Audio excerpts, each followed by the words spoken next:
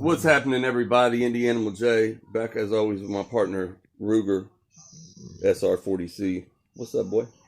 Say hi to the people. I love you too, boy. Say hi. He said hi. He's such a sweet dog. Today we got a video talking about strange addictions and obsessions in prison. I don't have a lisp. I know it kind of sounded like I just did. My bad. Not restarting the video. So, okay, the first thing we're going to talk about is some obvious things that are obvious you can get addicted to. People know it, and it's probably the top two things people are addicted to in prison.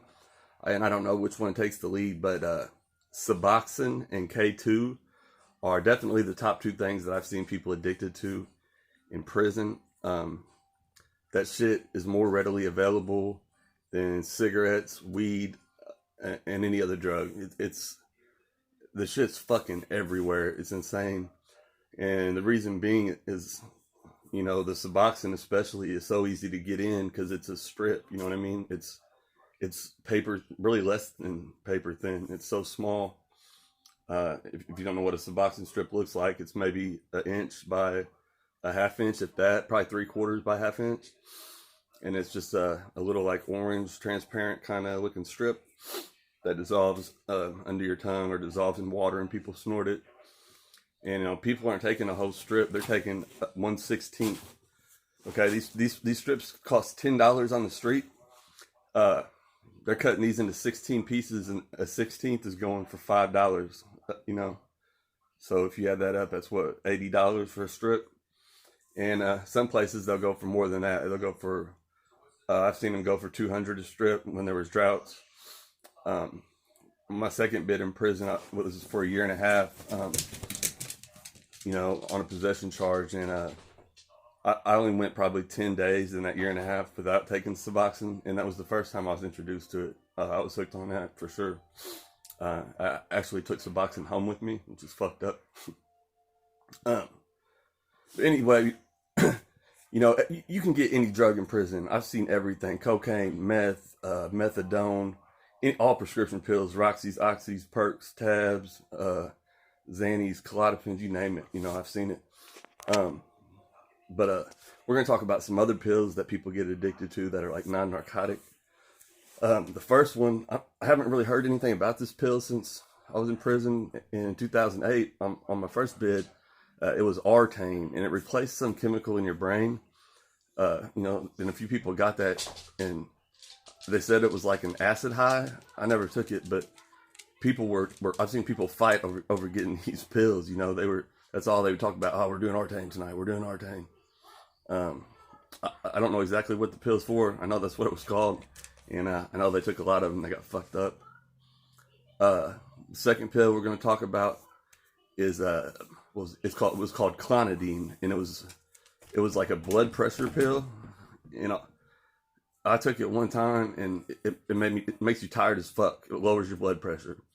And there was people that were taking a lot of these fucking blood pressure pills. Some of them would fall out and have to go to medical, but they would be like, they couldn't sleep without these pills. You know what I mean? They had to take them every single day, and it was fucking weird.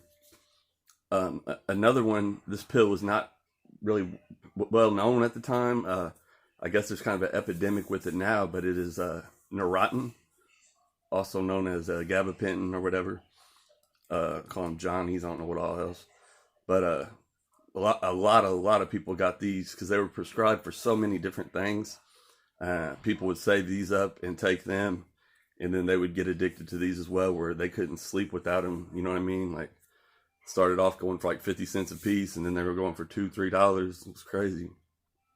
People were strung out on them. The next one, the people were more addicted to these type of pills than anything else, and these are the antipsychotic pills. Your Seroquels, your Geodon, what else? Synquan. Seroquel was the main one people were addicted to. But in any of these pills, they all did the same thing. They knock you the fuck out. Like, you'll sleep for fucking 18, 20 hours. And when you're in jail and prison, fuck yeah, you want to sleep, man. It just makes the time go by. So anytime somebody got these pills and sold them, they were they were gone as soon as they told somebody they had them. But they were readily available. Next, we're going to talk about some weird obsessions. The first one that's super fucking weird to me is when these straight dudes come into prison, and it'll be a dude you're talking to. You know what I mean? You think this dude's, oh, he's cool, he's solid. Next thing you know, this dude's fucking holding hands with another fucking man. You know what I mean? That's fucking crazy to me. It's fucking sick. You know, I don't know if they were gay. Well, no, I can't say. It, you know, if they weren't a duck, they knew where the pond was. You know what I mean? Shout out to Viking for that reference. But yeah, I've seen these dudes, and neither one of them act feminine at all. Like I said, I'm thinking of one case. I ain't gonna say their names, but you fags know who you are. These dudes, they were, you know what I mean? We were in our mid-20s. They were in their mid-20s. They were cool. They acted like us. You know, they played cards with them. These motherfuckers are holding hands. I've seen these little couples or whatever. You know, and there's, you know, people that are flamboyant gay with it that, you know, people mess with, you know, they call them punks, that have names like J-Lo and Fantasia and shit. But, I'm talking about just regular dudes. It's crazy. And I've seen them get their fucking, like each other's names tattooed on them and shit. Like, bro, what the fuck are you thinking? Like, you're not going to want people to know about this. How you going to explain that shit? You know what I mean? Jesus. Another weird obsession that people had. I don't know if I consider it weird, but are people that have been to prison, but people that haven't. Look, there's people that got pet animals. They got, you know, they might find a mouse running around and keep that mouse in a little box, feed it crackers and shit. You know, hold it, pet it, you know, domesticate it basically. People would get pet lizards, pet spiders, damn near any bug. And these motherfuckers, there's people that will fucking kill you over these animals if you fuck with their animals. Real talk. Brian Bruton, if you check out his page, he's got a video of a dude that fucking got his eye stabbed out over a fucking lizard, fucking with somebody's lizard. So, you know, they think, oh yeah, that's cute. They got a little animal. No, it's not cute to them.